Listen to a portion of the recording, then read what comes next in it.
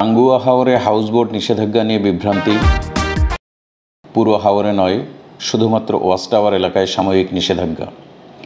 সাম্প্রতিক সময়ে দেশের বিভিন্ন গণমাধ্যমে প্রকাশিত হয়েছে টাঙ্গুয়া হাওরে হাউসবোট চলাচলে নিষেধাজ্ঞা জারি করেছে জেলা প্রশাসক, কিন্তু প্রকৃতপক্ষে এই খবরটি আংশিক, অসম্পূর্ণ এবং বিভ্রান্তিকর, যা সহজেই সাধারণ পর্যটকদের মধ্যে ভুল বোঝাবুঝি সৃষ্টি করতে পারে।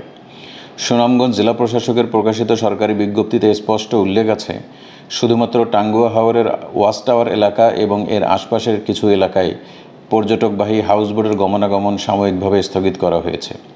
পরবর্তী নির্দেশ না দেওয়া পর্যন্ত এই স্থগিত কার্যকর থাকবে।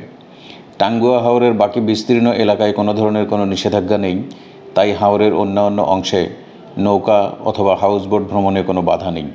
পর্যটকরা নির্দ্বিধায় অন্যান্য অঞ্চল ঘুরে দেখতে পারবেন। কেন এই নিষেধাজ্ঞা? ওয়াচ টাওয়ার টাঙ্গুয়া হাওরের একটি নির্দিষ্ট ছোট এলাকা, যেখানে সাধারণত হাউসবোটগুলো নোঙর করে পর্যটকদেরকে পানিতে নামার সুযোগ দেওয়া হয়।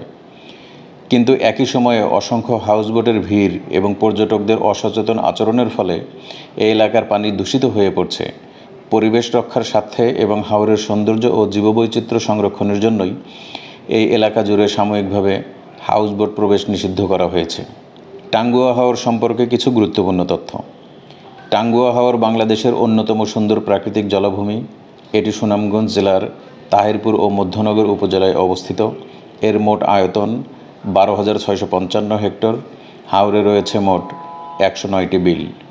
জালের মতো ছড়িয়ে রয়েছে অসংখ্য খাল, নালা, যা হাওরের আকর্ষণকে আরও বাড়িয়ে তোলে। ওয়াচ টাওয়ার ছাড়াও টাঙ্গুয়া হাওরের দর্শনীয় স্থানসমূহ বিস্তীর্ণ খোলা হাওর, শহীদ সিরাজ লেক, টেকের ঘাট, সীমান্ত এলাকা, বারিক্কা টিলা, জয়নাল আবেদিনের বিখ্যাত শিমুল বাগান, জাদুকাটা নদী ও লাকমাছড়া। পরিশেষে পর্যটকদের প্রতি অনুরোধ, আংশিক, অসম্পূর্ণ সংবাদে বিভ্রান্ত না হয়ে পরিবেশের ভারসাম্য বজায় রেখে স্থানীয় প্রশাসনের নির্দেশনা মেনে প্রকৃতিকে উপভোগ করুন, হাওর ভ্রমণ করুন। ধন্যবাদ। পর্যটনিয়া, ভ্রমণ পিয়াসীদের জন্য উন্মুক্ত দুনিয়া।